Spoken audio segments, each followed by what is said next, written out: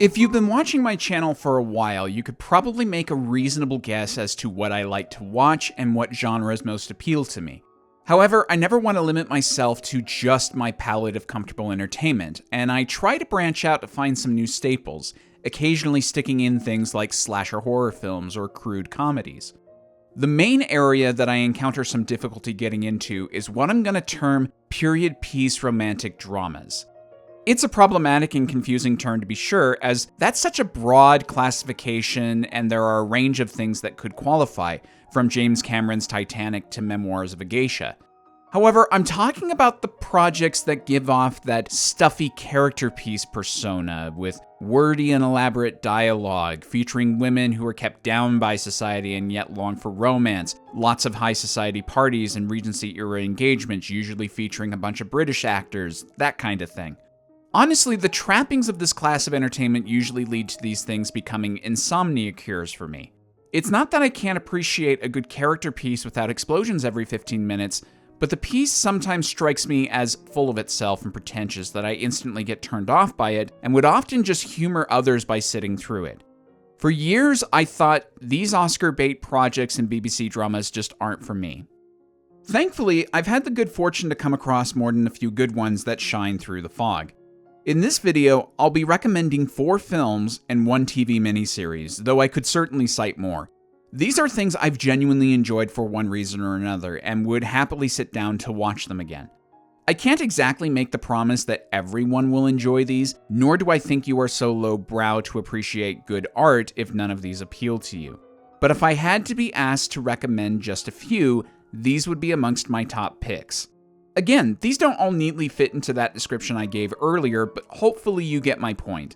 If you're like me and would rather rewatch Terminator 2 for the 15th time than a BBC adaptation of Persuasion, here's some material for you in case you want to try something else or need a recommendation for a date night.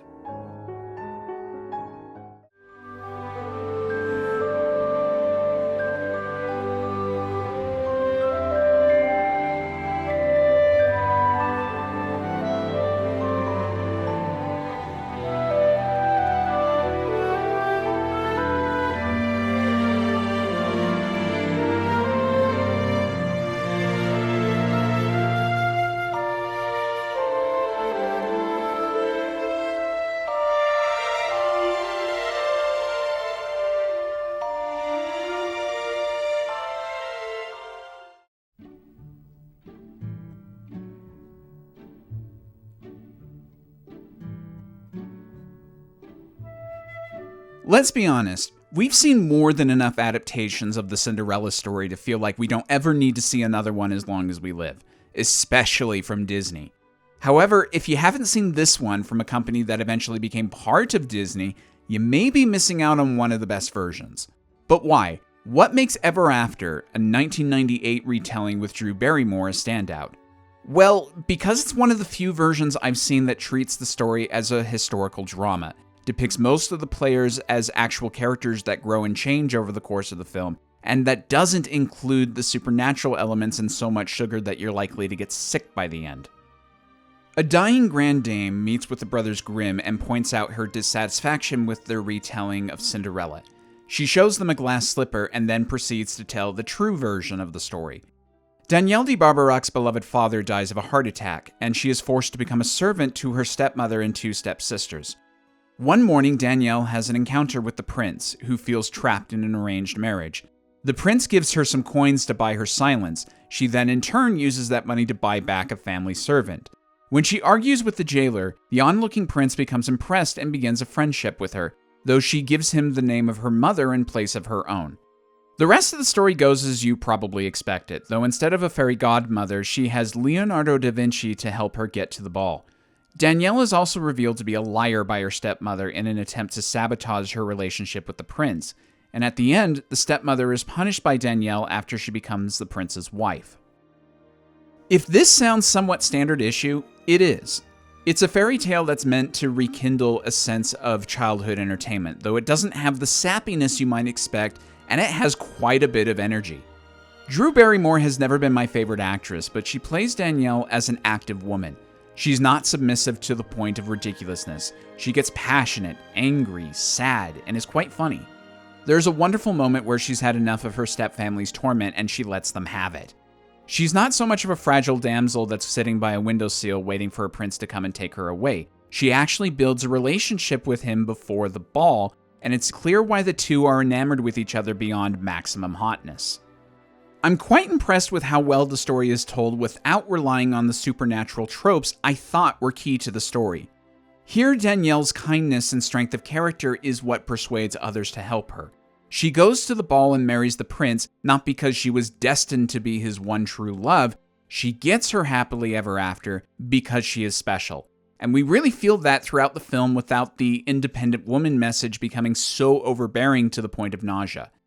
It also helps to have a few solid supporting cast members, most notably Angelica Houston as the stepmother, having as much fun as you would expect, and a surprisingly effective father played by Yaron Krabe, an alumni of both The Fugitive and James Bond. Ever After contains enough of the Cinderella material to appeal to the romantics at heart, while also portraying the story with enough sincerity and modern sensibilities so as to win over the disillusioned.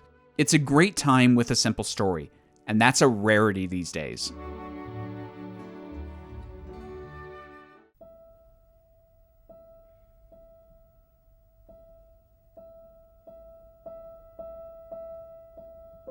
Jane Austen's books are the embodiment of historical romance. The popular notion is that all teen romance novels are basically modern Austen, injecting the basic structure of her stories with so much soap opera melodrama so as to seem ridiculous. Yet anyone who actually reads Austen will find there is a reason she is regarded not only as a master of romance, but a writer with a brilliant use of language, social critique, and a sense of how to construct well-defined characters. Of her 6 published novels, Pride and Prejudice remains the most popular and is probably the most adapted of her works, with adaptations ranging from the iconic TV miniseries with Colin Firth, the Emmy-winning YouTube series The Lizzie Bennet Diaries, to the bizarre Pride and Prejudice and Zombies with Lily James. Of the versions I've seen, the 2005 Joe Wright adaptation with Keira Knightley remains my favorite. Even if you've never read the original novel, you're probably familiar with the basics of it. Elizabeth Bennet is the second of 5 sisters. Her mother is eager to set up matches for her daughters, with the eldest, Jane, seeming to have finally found a match in Mr. Bingley. At a dance, Mr. Bingley brings his friend Mr. Darcy, whom Lizzie is immediately turned off by due to his snobbishness. Over the course of the story, Mr. Darcy becomes infatuated with Lizzie, though she remains resolute in her initial poor assessment of him and refuses his proposal. Afterwards, she learns more about him and sees that she has in fact misjudged him. Her feelings towards Mr. Darcy makes a dramatic shift towards love, and by the end, she accepts another proposal from him. Okay, that's a gross oversimplification of the plot, but give me a break. There's a lot to cover in the story.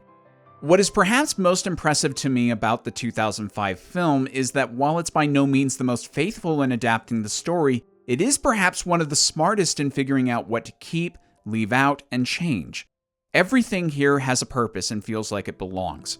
This is all anchored by a fantastic performance from Keira Knightley, who takes a fantasy fulfillment character like Elizabeth and grounds and humanizes her into the realm of believability and relatability.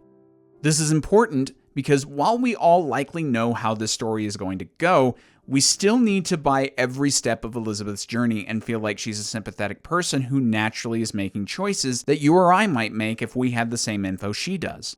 Knightley also makes her charming enough that we are willing to overlook her mistakes and want her to succeed in finding love. That can be really difficult when you have a love interest who is cold, aloof, and standoffish.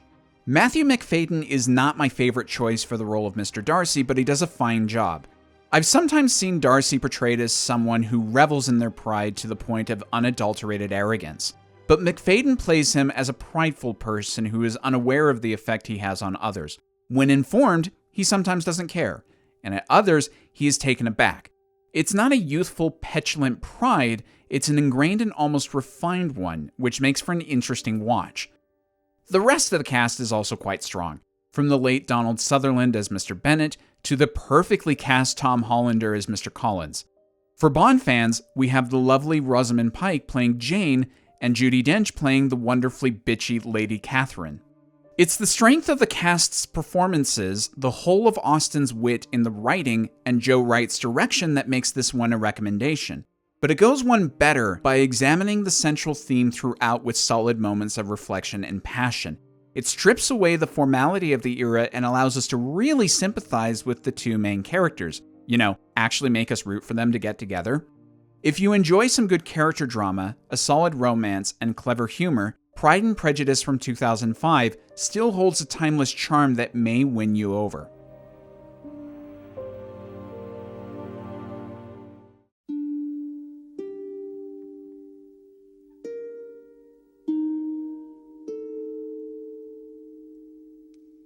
Greta Gerwig is one of the most interesting women working in film today. Obviously, she made quite a splash with 2023's Barbie, a really fun and poignant film, and I'd also recommend her first flick, Lady Bird, a great coming-of-age story. But perhaps the film I was most impressed with was her adaptation of Little Women, and that's probably because it's a film based on a story that is so far from what I'd choose to read. In fact, I probably never would have seen this film had I not seen it as part of a test screening months before it was released to the general public. I'll tell you, it was hard sitting on my reaction to the film for a few months, knowing it was likely going to be a Best Picture nominee, and yet the confidentiality I had agreed to kept my mouth shut. I do want to say the 1994 version with Winona Ryder and Christian Bale is a fine one too, though there's no contest as to which I prefer. The story details the adolescent years of four sisters, Jo, Meg, Amy, and Beth. During the mid-1800s, they engage in the antics of youth, accompanied by a local boy named Laurie as they each figure out what they want in life. We principally follow Jo as she becomes a writer and as she deals with a turbulent relationship with Amy, which happens partly because Amy sees herself as living in Jo's shadow. At some point, the peacemaker in the family, Beth, contracts scarlet fever and dies, and the eldest sister, Meg, gets married, signaling the end to their youth. Amy starts to have some opportunities in her life that overshadow Jo's dreams, such as going to Europe on a trip Jo had been planning to take, and eventually marrying Laurie, who Jo had previously turned down and started to have second thoughts about. In the end, Jo learns to become content with her own life's course and desires without bemoaning the paths of her sisters. She becomes a writer and publishes her life story entitled Little Women. Gerwig taps into the essence of what makes the story an appealing one, family and the natural separation of it over time. I have siblings, and I can see a lot of my own past reflected in the dynamics and conflicts between the sisters. Sometimes there's an unfair stigma that a story revolving around women in a period piece is going to be an estrogen-filled fantasy with wishful longings for a storybook marriage, making it inaccessible to anyone that doesn't have a penchant for those things. Little Women does indeed have some romance, be honest, most stories do, but that is not the driving force of Jo's journey. There is real humanity and a reflective attitude towards the challenges of our youth that colors this film, though I love that the story doesn't condemn any of the paths of the sisters. As Meg says to Jo on her wedding day, just because my dreams are different than yours doesn't mean they're unimportant. I find this to be one of the most relatable entries on the list. It reminds me a lot of when I saw 500 Days of Summer for the first time. I was taken aback by how much of myself and my past relationships I saw depicted there, that any walls that would have been there based on the conventions of the genre fell away. Same here. Growing up and finding yourself is difficult because no one can tell us exactly who we are or what path to embark upon. And we can sometimes misread our own inclinations when trying to figure all of this out. This drama is brought to us by two of the best young actresses working in Hollywood at the moment, Saoirse Ronan and Florence Pugh. Each does a stellar job with their respective roles, and I think both were rightly nominated for Oscars. The other sisters are played by Eliza Scanlon and Emma Watson. Both do a fine job, and this is one of the better post-Harry Potter performances I've seen from Watson, though the focus of the film doesn't allow them to shine in quite the same way. However, they help to round out the family dynamic, and the four really feel like sisters to me. Timothée Chalamet plays Laurie here, and I think this is the one area where I prefer the 1994 film. Not that Chalamet is bad, but I've never jumped on the bandwagon about him, and Christian Bale was far more convincing in the part.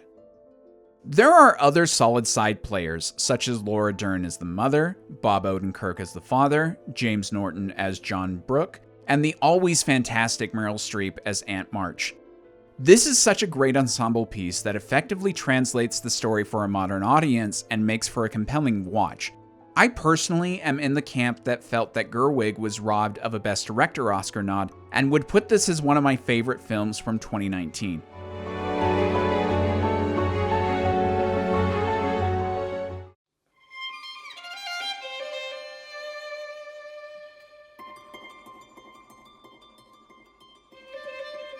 A story from Thomas Hardy, who I'll admit I had not really experienced any of his stories before. Far from the Madding crowd is a little unusual on this list, and I'll explain why as we go. The 2015 film with Carey Mulligan, her second appearance on this list, is the fourth adaptation of the story and is often considered the best of them. Miss Bathsheba Everdeen lives with her aunt on a farm next to a well-meaning shepherd named Gabriel Oak. The two get to know each other well enough that Oak proposes marriage. She refuses as she values her independence over her affection towards him. After she moves away, she inherits her uncle's estate and tries her hand at running it. Oak, unfortunately, loses his herd to an inexperienced sheepdog, which ruins him, and he happens to come across Everdeen's place and gets hired on by her. Over the years, he remains a trusted friend and worker to her as she continues with the challenges of running the estate, as well as gaining two additional admirers, one a middle-aged man more interested in material success than love, and another young soldier who is jaded by the loss of a former flame. Bathsheba Everdeen's conflict in this story is a common one in the genre: how to be successful on your own terms. She makes a go at running a business and encounters the reality of that endeavor. However, she is also offered some opportunistic marriage proposals along the way. Each of the three men thematically offer a mirror to contemplate where Everdeen's self-denial and competitive spirit might eventually lead her. The soldier, a lifeless husk who becomes bitter and self-entitled. The middle-aged man who only comes alive again when someone else shows interest in him and then sees it as a material gain. And the lowly shepherd who contents himself with his work while still yearning for love. Each has something to offer her, and Everdeen makes a few wrong choices before settling on the one you could probably guess wins out. Of the entries on this list, this is the one that's most problematic to me because while Everdeen does indeed obtain a measure of success on her own, the story seems to condemn her search for independence at the expense of love, and thus leaves me to question if the story is suggesting that one cannot be fully content without love. Certainly love enriches life, and it can be tough for someone to imagine a fulfilling life without it, but there are plenty of people who are perfectly fine living without romantic love. Indeed, Everdeen's initial choice to marry Troy is a mistake, and she fully admits that, so I'm glad the story depicts the reality of hasty romance. But much like the ending to 2019's Little Women depicts, I wonder if the needs of the era's expectations on the story are imposed too much on the characters. My question is basically this: if the book were written today, would Everdeen end the story marrying Oak? Everdeen makes a few choices in the story that frustrate me, the biggest being her explanation of why she married Troy. Yet the reason I recommend this film is the relationship between Oak and Everdeen. I'm a sucker for a story where you have a true friendship that blossoms into romance, and Oak's loyalty is a wonderful thing to see. He says at the beginning that he doesn't have much to offer Everdeen, and the rest of the story shows that what he has is enough. A confidant that has her best interests at heart, even if that means they ultimately can't be together. Carey Mulligan is an actress I generally like, and she does a fine job playing conflicted characters. The surprising casting choice is Michael Sheen, an incredibly versatile actor. This is a far more tempered performance than I usually see from him, and he's not the first that would have come to my mind for the role. That said, Sheen does an admirable job playing Boldwood as a mild-mannered man. He's not heartless or dispassionate, but he seems a little dull on the surface before he reveals what kind of a man he is. He is certainly a better choice than Troy for marriage, but he would have treated Everdeen more as a possession than as a real partner. Given this genre's tendency to go either into full tragedy or a tale laced with saccharine optimism, it's great to see a more ponderous piece set in the Romantic era that doesn't have romance as the dominating emotion. This one sat with me for a few days after first viewing it, and while I cannot guarantee it'll convert you to the genre, that fact alone makes it worthy of a recommendation, even if it is a more dubious endorsement than the other four.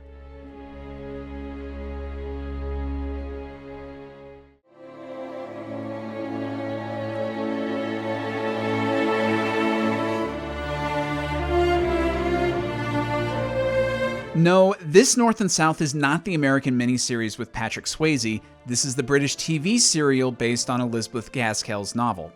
Gaskell first made her name writing a biography for Charlotte Bronte, who wrote Jane Eyre. She would then go on to write other works like Cranford and Wives and Daughters. But North and South is particularly interesting as it continued some thematic ideas from Gaskell's first novel, Mary Barton, in examining the relations between workers and their employers. North and South has been adapted a few times for television, with one featuring Sir Patrick Stewart. but it is the 2004 version that is probably the most well-known. Margaret Hale lives with her mother and father in Hellstone. However, events soon transpire that causes the family to relocate to Milton, a town further north. Her father begins giving lessons as a private tutor, and one of his students is John Thornton, the owner of a local cotton mill. Margaret isn't impressed with his cold manners, and her impressions are further tainted when she witnesses Thornton beating up a worker for smoking in the mill. Over time, she warms to Thornton, though his mother and sister are vocal in their disapproval of Margaret, with a lot of that antagonism due to their estimation of her southernly ways of thinking and perceived arrogance. Margaret also does some charitable work and befriends some local workers at the mill, one of whom is sick from the exposure to the cotton. When the local mill workers are motivated to go on strike, lines are drawn and Margaret watches on, sympathetic to both sides while grappling with her growing affection towards Thornton. North and South is basically, what if Charles Dickens wrote Pride and Prejudice, which is interesting given Dickens' own history with the book and his influence on the title. Yet this is precisely what I like about the story. Most adaptations of Pride and Prejudice simplify the story to being just about the romance between Mr. Darcy and Elizabeth, which is an understandable choice. Yet while North and South contains a love story that undergoes some similar beats, it's not the first thing I think about. There's more meat to this tale, which helps it to have a wider appeal. If you want a love story, it's there. If you're more interested in social commentary and worker reform, that's accounted for. If you want an acting showcase, you've got it. There are several layers to this piece, which I think is key to the longevity of the best works in fiction. A film or show that can be viewed on multiple levels lends itself to repeat viewings and is likely to stay with you longer. The most notable aspect of this adaptation is that it's one of the earliest screen performances of Richard Armitage, an underrated and overlooked actor who became well known for his portrayal of Thorin Oakenshield in Peter Jackson's adaptation of The Hobbit. He immediately drew comparisons to Colin Firth's Mr. Darcy from the 1995 Pride and Prejudice miniseries, though I personally think Armitage comes out on top in that fight. He is definitely cold and off-putting, but it's an understandable position for him to be in given his family history and his being required to care for his mother and sister. Some versions of Darcy come off so mean and despicable at first that I never understand why Miss Bennet would fall for them. Yet Thornton has all of that and remains intriguing without alienating all around him. And when we come towards the end of the story, you can believe the character has undergone enough change to be open about his feelings and happy with Margaret.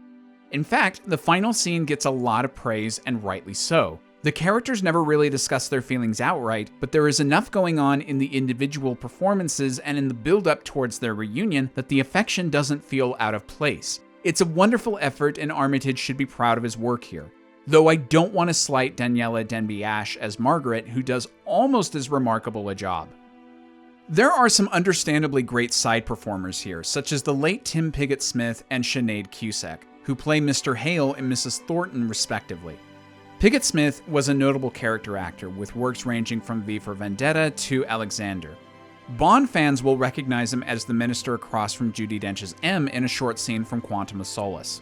Sinead Cusack is one of my favorite performers here, playing Mrs. Thornton with a stuffy nastiness when discussing Margaret with her son, though obviously a loving and caring mother to John. Cusack is another veteran of V for Vendetta, though she was probably more well known for her stage and TV work. Side note, I discovered when researching this video that she is married to the legendary Jeremy Irons. Yes, that Jeremy Irons. I was surprised on first viewing how much I got into this one.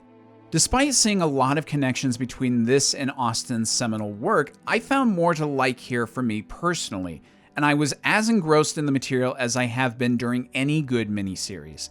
It has a great sense of melancholy that gives way to hope by the end. The story rarely resorts to contrived miscommunication and overly simplified drama, a notable feature of many of these in my mind. And it has a good sense of pacing despite running at about 4 hours long. Without giving too much away, this is the project that I've discussed in this video to which I give the biggest seal of approval and highest recommendation. North and South transcends the limitations of the genre and appeals to a wider audience, and I'm glad to have discovered a piece that I could see myself going back to independently of my wife's preferences for movie night.